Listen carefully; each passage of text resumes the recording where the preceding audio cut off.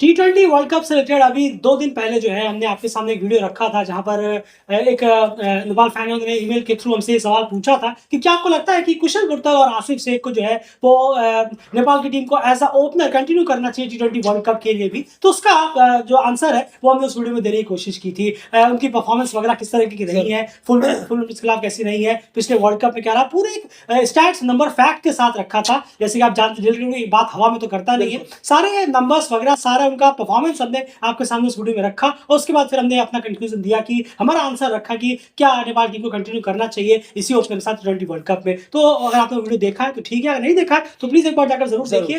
2 दिन पहले वो वीडियो हमने यहाँ पर अपलोड किया। तो उस वीडियो को अपलोड करने के बाद एक आध ईमेल हमें और आए यहाँ पर नेपाल फैन की तरफ से, उसी में से और फिर हम सोचे कि चलिए इनके भी आंसर दिए जाए क्योंकि अभी कोई क्रिकेट मैचेस वगैरह चल नहीं रहे स्टेट के, जैसे ही शुरू होंगे फिर तो ये मौका नहीं मिलेगा, नहीं उसके बाद मैचेस को ही कवर करना होगा। तो अभी मौका है, तो चलिए आप आंसर दे देते हैं। एक ईमेल को हमने पिक किया और उसके बाद उनमें जो उन्होंने सवाल पूछा था उसका आंसर हम इस वीडियो में आपके सामने लेकर हाजिर हैं। उन्होंने ये पूछा कि नेपाल के बल्लेबाजों से आप क्या एक्सपेक्ट कर रहे हैं T20 वर्ल्ड कप में परफॉर्मेंस के लिहाज से, और अगर उन्होंने एक रिपोर्ट और मांगी कि T20 माफ कीजिएगा नेपाल के बल्लेबाजों का फुल मेंबर्स के खिलाफ परफॉर्मेंस जो है उसके बारे में क्या ख्याल है, किस तरह की परफॉर्मेंस है, कौन टॉप सबसे ज्यादा रन किए हैं, स्ट्राइक रेट वगैरह सब चीजों के बारे में जानना चाहते थे। तो इस वीडियो में T20 आई में जाहिर सी बात है क्योंकि उसी में भिड़ंत होती है, ओडीआई में तो बहुत रेयर ही भिड़ंत होती है, अगर वर्ल्ड कप क्वालिफायर में भिड़े तो भिड़े। तो खैर T20 आई में तो हमने इस बारे में सोचा कि इतना लंबा चौड़ा डिटेल आपके सामने रखने की जरूरत नहीं है। अभी रिसेंटली लास्ट 5 सालों में जितने भी फुल मेंबर्स के खिलाफ मैचेस खेले हैं नेपाल ने T20 आई में, उसमें नेपाल के कौन कौन से बल्लेबाजों ने सबसे ज्यादा रन किए हैं, क्या कुछ रिकॉर्ड्स हैं, वो आपके सामने प्रेजेंट करते हैं। फिर बात करेंगे इस T20 वर्ल्ड कप में फिर उनसे क्या एक्सपेक्टेशंस होंगी। एंड सबसे पहले आप मुझे ये बताइए कि टॉप 3 जो नेपाल के बल्लेबाज हैं जिन्होंने सबसे ज्यादा रन किए फुल मेंबर के खिलाफ लास्ट 5 साल में T20 आई में, वो कौन कौन से हैं, उनके नंबर्स क्या हैं? बिल्कुल, अगर हम बात करें तो सबसे ज्यादा रन में सबसे आगे खड़े हैं आसिफ शेख की बात करें। 163 रन उन्होंने बनाए हैं 6 इनिंगों में T20 आई में और अगेंस्ट फुल मेंबर, और 114 की उनकी स्ट्राइक रेट है अगर हम बात। बिल्कुल, वहीं पर दूसरे नंबर पर जो प्लेयर है वो है संदीप जोरा, जिन्होंने 116 रन किए हैं 5 इनिंग में, 145 की उनकी स्ट्राइक रेट यहाँ पर हो जाती है। ये सेकंड नंबर पर है नेपाल के सबसे ज्यादा रन करने वाले बल्लेबाजों में लास्ट 5 सालों में T20 आई में फुल मेंबर्स के खिलाफ। उसके बाद जो तीसरा नाम यहाँ पर आ जाता है वो है कुशल मल्ला, जिन्होंने 115 रन किए हैं 7 इनिंग्स में, 87.12 की उनकी स्ट्राइक रेट रही है। तो ये टॉप 3 बल्लेबाज है। अगर आप जानना चाहते थे, उम्मीद है कि आपको आंसर मिला है। ये वो टॉप 3 बल्लेबाज जो है जिन्होंने सबसे ज्यादा रन किए हैं नेपाल के लिए फुल मेंबर के खिलाफ लास्ट 5 साल में, 2021 से 2025 तक की अभी तक की अगर हम बात करें। अभी तीन नंबर्स पे आप जरा गौर करेंगे तो क्लियरली आपको एक चीज समझ में आएगी कि आसिफ शेख ने रन 100, और आसिफ शेख आपको बता दें इकलौते जिनका 30 का एवरेज है फुल मेंबर के खिलाफ। तो पूरे नेपाल की जो टाइम सेटअप है बल्लेबाजी का, उसमें इकलौते यही बल्लेबाज हैं जिनका 30 का एवरेज है किसी फुल मेंबर्स के खिलाफ। 163 रन उन्होंने किए हैं 6 इनिंग में। स्ट्राइक रेट हालांकि उनका और बेहतर यहाँ पर होना चाहिए था क्योंकि वो ओपनर है, ओपनर का रोल एक डिफरेंट होता है। एज अ ओपनर ये करीब 130 प्लस होता तो और ज्यादा बेटर यहाँ पर रहता। वही संदीप जोरा के बारे में क्या ख्याल है? स्ट्राइक रेट बेहतर है लेकिन फिर वही रन कम है, जिसकी वजह से एवरेज काफी गिर जाता है। बिल्कुल सही कहा है आपने, क्योंकि वो ऊपर मिडिल ऑर्डर में या टॉप ऑर्डर की तरफ जाकर बल्लेबाजी करते हैं तो और ज्यादा उन पर प्रेशर बन जाता है कि वो अच्छी बल्लेबाजी करें, लंबा जाएं। क्योंकि मिडिल ऑर्डर में जब आप आ रहे हैं तो उम्मीद है वहां पार्टनरशिप बिल्डअप भी करें आप, लेकिन स्ट्राइक रेट तो उनका बेहतर है। चलिए बहुत अच्छी बात है। फुल मेंबर्स के खिलाफ इतना आसान नहीं होता क्योंकि आप रोजाना नहीं खेल रहे, तो एयरली आप 1-2 बार टकरा गए तो उसमें ये स्ट्राइक रेट बहुत अच्छा है। लेकिन ये स्ट्राइक रेट ऐसे भी बन सकता है कि 2 बॉल में आपने 6 रन कर आउट हो गए। जी हाँ, तो ये ऐसे भी स्ट्राइक रेट बन सकता है, लेकिन आपको रन्स थोड़े से और बढ़ाने होंगे क्योंकि आपका जो पोजीशन है बल्लेबाजी का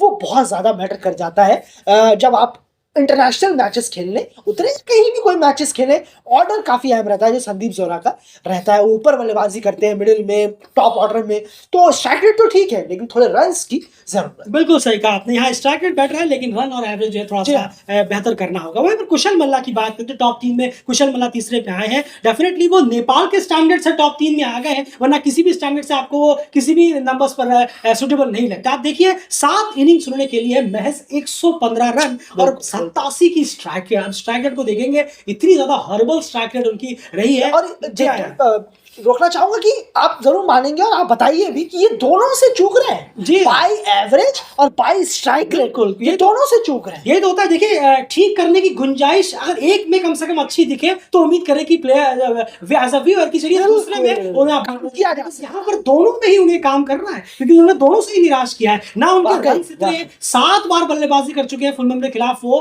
लास्ट 5 सालों में, लेकिन महज 115 रन जोड़े हैं और स्ट्राइक रेट महज 87 जो कि ओडीआई में स्ट्राइक रेट होनी चाहिए वो उनकी टी20 का स्ट्राइक रेट है बहुत ही ज्यादा खराब है। तो ओवरऑल यहाँ पर आसिफ के ही नंबर थोड़े बहुत अच्छे लग रहे हैं देखने में, वरना बाकी उसका संदीप का स्ट्राइक रेट बहुत अच्छा से बताया, लेकिन नंबर आसिफ के साथ भी वही कमी है। आसिफ जी आए स्ट्राइक रेट की आसिफ के साथ भी प्रॉब्लम है। 114 का स्ट्राइक रेट जहां पर 135 140 का होना चाहिए, ये स्ट्राइक रेट आपके बैटिंग को जस्टिफाई नहीं कर रही टी20 आई में। अगर हम बिल्कुल सही कहा, जिस तरीके का आप डिमांड हो चली है बिल्कुल चलिए। उसके बाद ये तो टॉप 3 के बारे में आ गए। अब अगर आप जानना चाहें कि पूरा ही लिस्ट अगर आप बताइए कि पूरी लिस्ट जो है वो क्या कहती है, जी हाँ, तो आपको बताते हैं लास्ट 5 सालों में टी20 आई में नेपाल के लिए सबसे ज्यादा रन फुल मेंबर्स के खिलाफ जो बल्लेबाजों की पूरी टैली है सबके कितने कितने नंबर्स हैं, ये रहा आपके सामने लिस्ट। टॉप 3 हम ऑलरेडी बता चुके हैं। उसके बाद लिस्ट को आगे बढ़ाएं। दीपेंद्र सिंह यारी चौथे पर है, 108 रन 5 इनिंग 101 का उनका स्ट्राइक रेट है। डेफिनेटली अब आप देखेंगे दीपेंद्र सिंह यारी जो है वो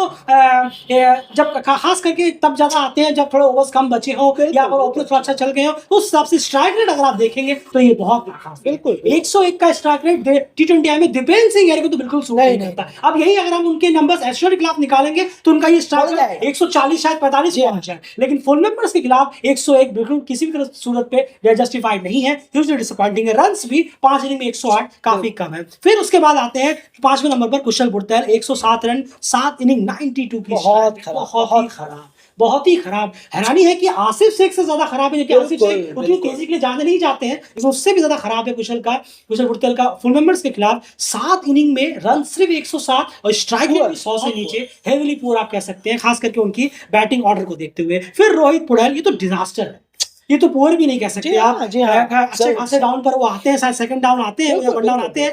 6 इनिंग 62 रन और 80 10 का एवरेज, बहुत ही ह्यूजली डिसअपॉइंटिंग। ये सबसे खराब है पूरी लिस्ट में अभी तक अगर हम बात करें जो भी हमने आपके सामने रखा है। उसके बाद गुलशन जहां नीचे आते हैं तो यहाँ पर स्ट्राइक रेट पे हमें ज्यादा गौर करना होगा, लेकिन स्ट्राइक रेट वहां पर भी अच्छा नहीं है। महज 100 का स्ट्राइक रेट, 50 रन 6 इनिंग में, ये भी बहुत कम है।